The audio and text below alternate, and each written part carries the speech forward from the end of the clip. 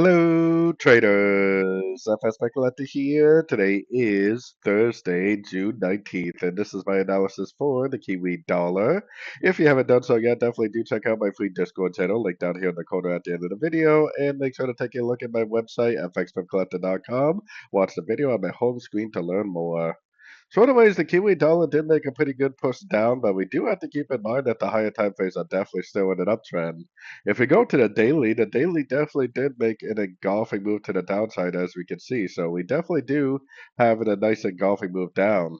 So what we do is we put our Fibonacci retracement on there because this move down possibly could just be a pullback to this last move up, and we could bounce from any one of these Fibonacci levels and end up continuing the uptrend, especially if we really are in a wave three on the daily time frame, which we definitely could be. So going down to the 1 hour time frame, if you are a very short time frame trader trading below the 1 hour time frame, I would definitely be recommending shorts.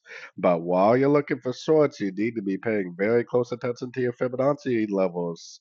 If you get that, double bottom breaker structure to the upside at any one of these three Fibonacci levels, then I would definitely immediately stop looking for shorts and I would immediately start looking for longs again on pullbacks because like I said, anything we see to the downside could possibly just be a pullback to the higher time frame uptrend.